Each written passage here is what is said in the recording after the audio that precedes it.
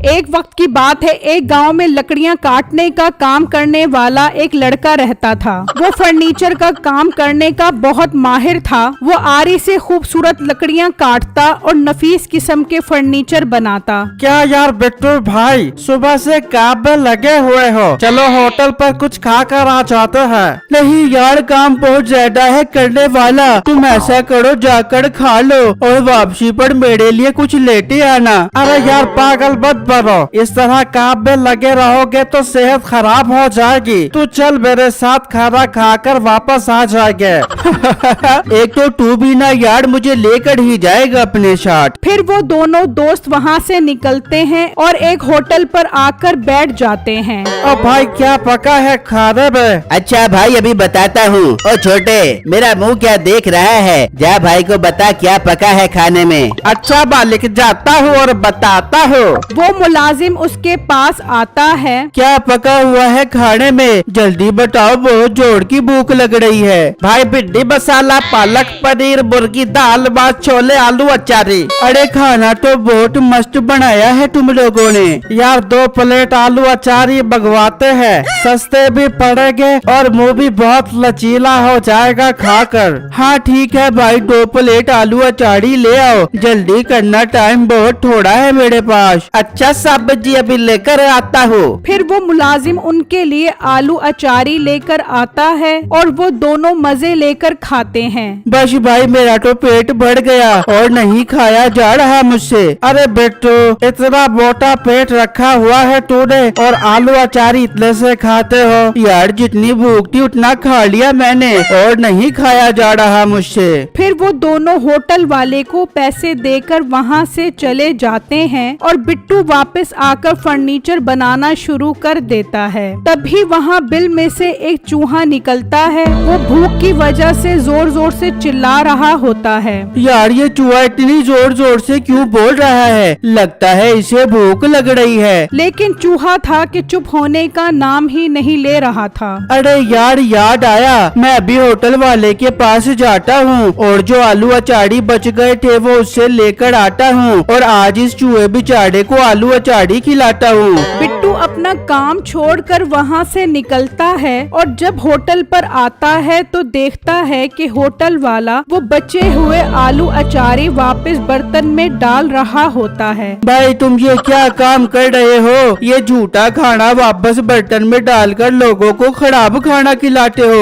ओए मोटे चुप कर, तू मेरे ग्राहक खराब कर रहा है। ये पकड़ अपने आलू और निकल यहाँ से। ये आलू तो मैं लेकर जाऊंगा लेकिन तुम्हें मजा जरूर चखाऊंगा। क्या हुआ भाई, लड़ क्यों रहे हो? भाई साहब ये लोगों का बचा हुआ खाना वापस बर्तन में डालकर लोगों को झूठा खाना खिलाता है, तभी तो इसके खानों से अजीब सी बदबू आती है। बेटे ये हम क्या सुन रहे हैं? भाई बकवास कर रहा है ये, तुम इसकी बात पर यकीन कर रहे हो। लकड़ियाँ काट काट कर इसका दिमाग सटिया गया है, तभी तो ऐसी बहकी बातें कर रहा है ये। बेटे बहकी हुई बातें ये नहीं बल्कि तू कर रहा है। शक तो हमें तुझ पर था ही, लेकिन अब यकीन भी हो गया है। हम आज के बाद तुझसे खाना नहीं खाएंगे। ये कहकर वो सब वहाँ से चले जाते हैं और बिट्टू आकर वो आलू अचारी उस चूहे को खिला देता है। वो चूहा आलू अचारी खाकर बहुत खुश हो जाता है और बिट्टू को दुआ देकर वापस बिल में चला जाता है। वहाँ मीठे की दुकान पर अब कोई ग्राहक नहीं होता।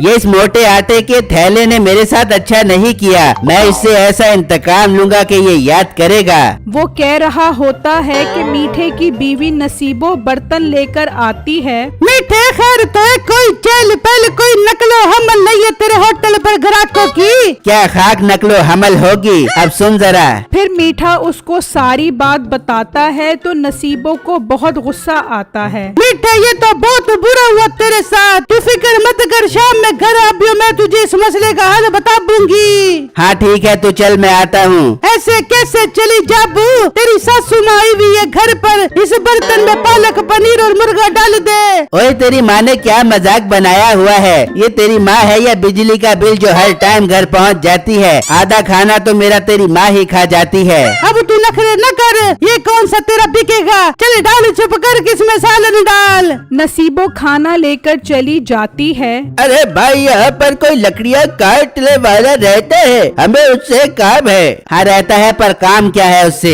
हमें उससे अपने जंगल की लकड़ियाँ कटवानी है। ठीक है, यहाँ से थोड़ा आगे जाओ तो उल्टे हाथ पर सड़क मुड़ रही होगी, वहाँ एक गंदा नाला है, उसकी सीध में जाते जाना तो साथ ही तुम्हें जो आटे की बोरी जैसे पेट वाला और मनहूस शक्ल का लड़का नजर आएगा, वही लकड़ियाँ काटने वाला है।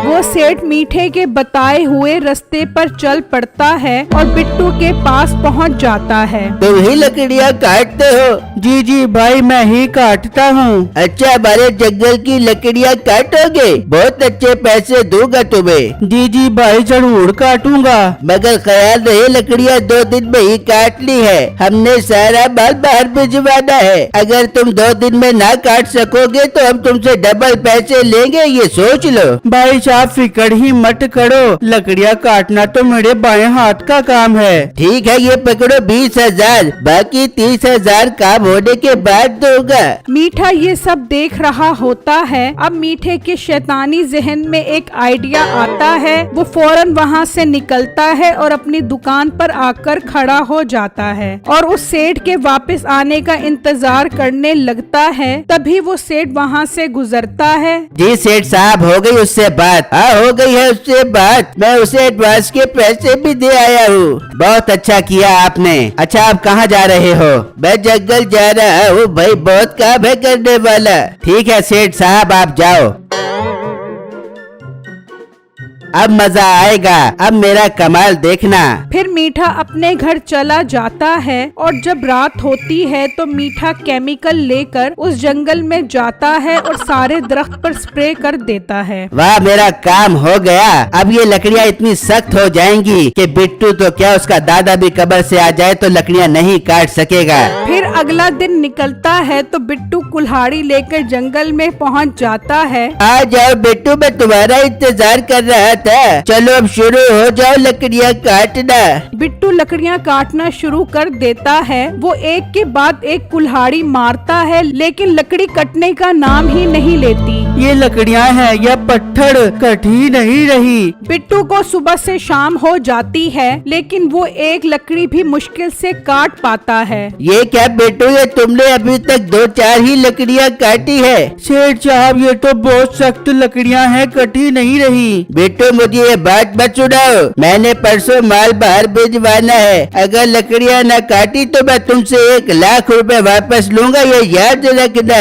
अब बिट्टू को शाम से रात हो जाती है, मगर वो लकड़ियाँ कहाँ कटनी थी। अब तो मैं बहुत थक गया हूँ, अब मैं सुबह आकर ही काटूंगा। बिट्टू वापस आ जाता है और उदास होकर बैठ जाता है। तभी वहाँ वही चूहा आता है और बिट्टू को उदास देखकर कहता है, आप परेशान क्यों हो? बिट्टू उदास परेशान हो जाता है कि चूहा भी बोलता है। चूहे भाई, आप बोल सकते हो? हाँ, मैं बोल सकता हूँ और सुन भी सकता हूँ। बताओ क्या परेशानी है? बिट्टू उसको सारी बात बताता है। बस इतनी सी बात है, हम चूहों के दांत बहुत तेज होते हैं, हम जाएंगे और सारी लकड़ियाँ काट आएंगे। चूहे भाई, अगर आप ऐसा कर दोगे तो ये आपका बहुत बड़ा एहसान होगा। परेशान मत हो, जब मैं भूखा था तो तुमने मुझे खाना खिलाकर मुझ पर एहसान किया था, अब मेरी बारी है। वो चूहा वहाँ से निकलता है और अपने दोस्तों के पास जाता है और उन्हें दरख्त की लकड़ियाँ काटने का कहता है। वो सब जंगल में जाते हैं और लकड़ियाँ काटना शुरू कर देते हैं। फिर जब अगला दिन निकलता है, अब मजा आएगा उस मोटे को मेहनत करते देखने का। आज तो सेठ उससे 1 लाख रुपए जुर्माना भी लेगा, मैं जाकर देखता हूँ। जब मीठा वहाँ पहुँचता है तो देखकर हैरान रह जाता है कि सारी लकड़ियाँ कटी हुई हैं। आओ बिट्टू आओ, तुमने तो कमाल ही कर दिया भाई, एक ही रात में सारी लकड़ियाँ काट दी। ये लो तुम्हारे 30,000 रुपए। अब मीठे की परेशानी का कोई ठिकाना ही नहीं होता और बिट्टू उस चूहे का शुक्रिया अदा करता है और रोज उसे खाने को देता है।